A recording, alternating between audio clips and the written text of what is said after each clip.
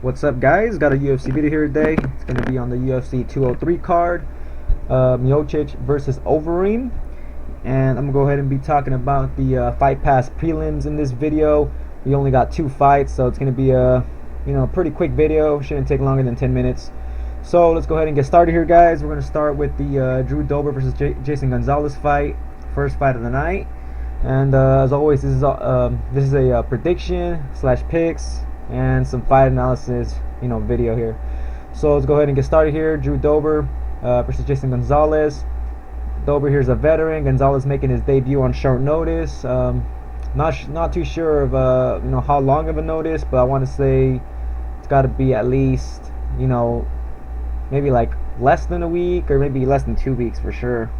So fights pretty short notice. So we got Drew Dober here. 16-7 record. Summary is multi-conditioning and heart. Only 27 years old.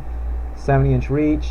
His last fight and last win was against Scott Holtzman, where he utilized some grappling skills, which is very unexpected because he was mostly kind of like just a striker. Comes from American multi-background. As you guys can see right there, 2-time amateur multi-world national champion. So this guy has some good striking pretty much. So no one really expected him to take down Scott Holtzman, and he was able to get 5 takedowns on him. So this guy also, he has the striking, and he has, this kind of this kind of like takedown grinding game also, very recently here. Now we go on to Jason Gonzalez here. Summary is jiu-jitsu, multi, and boxing. 26 years old. He's a lot taller than Dober at 6'2", 74-inch reach, so he has a 4-inch reach advantage. IFS multi-tournament champ, respecting the cage champ. 6-5 winning streak, 6 wins by submission. So this guy has some good submissions. 4 by knockout. Has finished all wins. So this guy's all about finishes. Pretty much all he does is just finish people. So we got, I want to say this is pretty much striker versus striker matchup, but I mean Dober here is a more well-rounded fighter with his takedown game, but at the same time Gonzalez is also pretty well-rounded, with his dangerous submissions. This guy has some submissions here, so both are equally dangerous. Gonzalez here, I want to say, has the power advantage.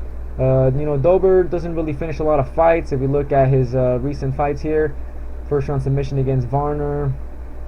Yeah, he doesn't have too much finishes. Mostly when he wins, it's by decision, and he either just grinds you out or just beats you up and whatnot. Gonzalez, like I said, this guy's a finisher. All wins by finish. And yeah, this guy has power, has good striking. So does Dober. Dober, I would say, has the wrestling advantage here. The submission advantage, I'll give it to Gonzalez. And also another thing to know here, Dober does get caught in some submissions. Against Escudero, he got caught. And against Leandro Silva, he also got tapped out, but it was kind of a weird fight. It wasn't really a tap out, I think, last I remember. But yeah, he is vulnerable to getting tapped out, but at the same time, Dober here's the one that's been having the whole fight camp, and Gonzalez here coming in short notice, guys. So I'm gonna have to go ahead and go with the veteran here, guys. I'm gonna go ahead and take Drew Dober. I just think him having the takedowns, him being pretty much the fresher fighter here. He went through that whole fight camp, so this guy is pretty much ready to fight. Whereas Gonzalez here coming in on short notice, and also couldn't really find too much footage on him. I seen some footage of him on the Tough finale where he landed a nice quick body kick on some guy, but before that he was getting beat up on the ground. So I could see Dober taking him down and just beating him up, and possibly getting a decision here, guys. So I'm gonna go ahead and pick Drew Dober to win this fight, and I got him winning by decision. Moving on to the featured fight on the Fight Pass prelims, we got Yancy Medeiros against Shawn Spencer. Real quick, let's open up their pages. Medeiros here is moving up from 155 to 170, so this guy is moving up a weight class pretty much. He was a pretty tall 155er, has a lot of reach. So we're looking at let's see. Alright, so we're looking at his page here. Stand up, fighting, and fighting instinct is a summary. 29 years old, 75-inch reach. His last fight was against Francisco Trinaldo, where this guy got bombed on a lot of times in the fight, but he did not get knocked out, which I thought was kind of surprising because, you know, Medeiros got knocked out by Poirier, and I thought, you know, maybe Medeiros' chin was not really that good anymore. Makdessi couldn't finish him, and actually Makdessi actually lost that fight, even though a lot of people thought Medeiros should have lost that fight. So I mean, you can make an argument here that he's on a 3-fight losing streak. They kind of got lucky there with that split decision win against Makdessi, but yeah, it seems like this guy takes a beating. You know, he's very hittable. Striking defense is not too good though. So let's go ahead and check out Shawn Spencer here. Summary is striking, 75-inch reach also, so both these guys are equal. He's on a 2-fight losing streak against Mike Pyle. He hurt Mike Pyle, he knocked him down, just couldn't finish him. He himself ended up getting hurt, but you know, I would say he was winning the fight. He's very technical on the feet. Shawn Spencer has some good boxing. Also, I think he has some good multi also. You can see right there, he has a golden, you know, he's a Golden Gloves champion. But you know, he really likes using his jab. But you know, he has some kicks also, so I would just kind of consider him, you know, a nice kind of like a multi/boxing striker. But in that Mike Pyle fight, I saw a lot of jabs and a lot of punching, so just mostly boxing style in that fight. But yeah, he's coming off some losses here. Got finished in that fight. So, you know, we got Medeiros here, who's, you know, arguably on a 3-fight losing streak, and now you got and then you got Shawn Spencer on a 2-fight losing streak. In his last fight, he got finished. Spencer, you know, obviously fights at this weight class. Medeiros' chin might be a little bit better here at 170, since he doesn't have to cut that, you know, that extra weight. Both these guys are pretty much same size. On the feet, you know, Medeiros seems to be kind of like, you know, he just throws like creative attacks, you know, spinning attacks and whatnot. I'm not sure he has anything here like that kind of like talks about his style here.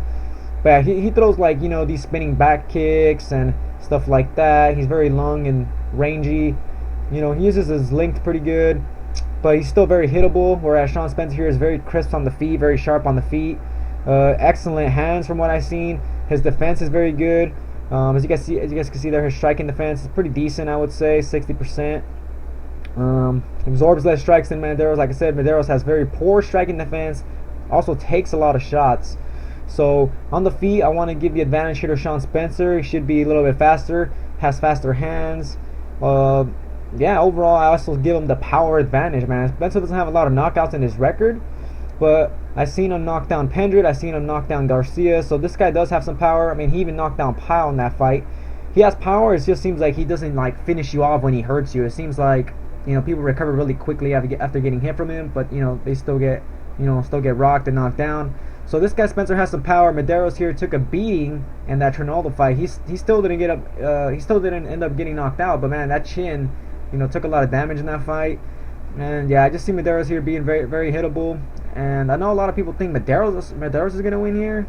He's the favorite, and I think that's kind of weird here. I really feel very confident in Shawn Spencer winning this fight, and I think his striking here. Also, he has good takedown defense, but I don't see this fight being really going to the ground as Medeiros here doesn't really you know, use takedowns. So I see this fight playing out on the feet, and on the feet, I just think Spencer is way better on the feet, man. I just think he's gonna be faster. He's gonna have those faster hands, and I don't think Medeiros is gonna be able to hurt Spencer, man, unless he comes in looking like a straight, you know, like a new beast at 170 or something like a Donald Cerrone. But yeah, I just don't really see that happening. I see Medeiros coming in kind of the same. And I see, you know, Shawn Spencer pretty much outstriking him on the feet and maybe possibly getting a finish here. I could see this being maybe like a second or third round finish for Spencer. But, you know what?